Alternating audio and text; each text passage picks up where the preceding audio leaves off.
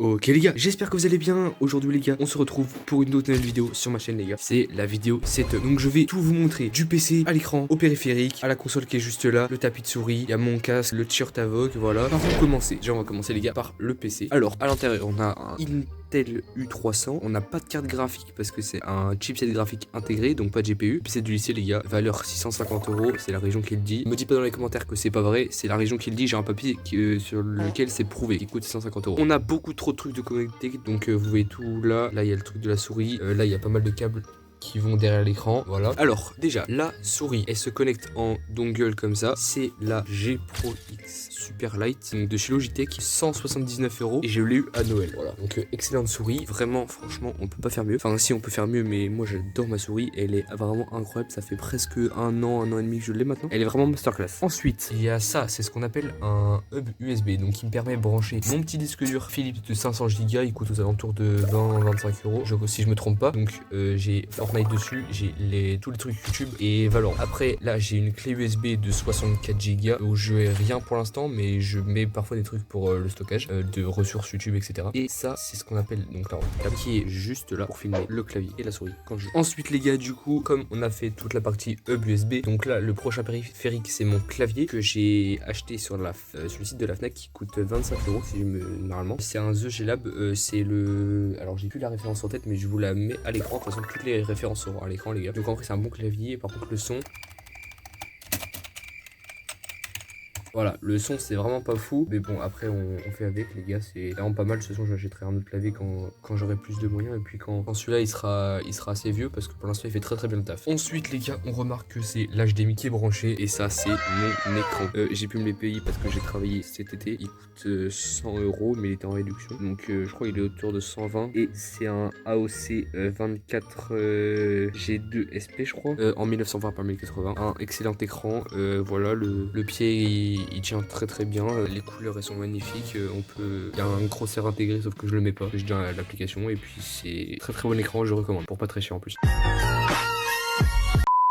Ensuite les gars, le casque, alors ça c'est un Sennheiser HD 595, c'est un ancien casque de mes parents, il est exceptionnel les gars, le confort des mousses, vous n'imaginez même pas comment c'est agréable, je peux jouer des heures et des heures à l'affilée sans avoir mal aux oreilles. C'est un vieux casque mais on le retrouve quand même aux alentours des 180 voire 200 €, parce que c'est du Sennheiser les gars, c'est la qualité, c'est un extrêmement bon casque, franchement j'ai jamais fait mieux. Parce que dites-vous, avant je jouais avec mon casque de tous les jours, mon JBL, c'est beaucoup mieux, parce que celui-là au bout d'une heure j'avais trop mal aux oreilles. Ça c'est, en fait il englobe vraiment autour des oreilles, je sais pas si vous voyez bien la vidéo, mais là il y a vraiment rien, il englobe vraiment tout autour des oreilles avec la mousse, et c'est vraiment un confort suprême. Après du coup on a fait le casque, le clavier, la souris, l'écran et la handcam, le tapis de souris. Je pense que vous avez tous reconnu, c'est le tapis de Oaz, tapis upscale. En vrai il est super grand, franchement j'adore. Il a je crois que c'est 50 €, donc en 90 par 40. En vrai je pense que à l'avenir je prendrai un truc encore plus grand, comme ça j'aurai plus de place pour la souris là, parce que quand je joue mon clavier je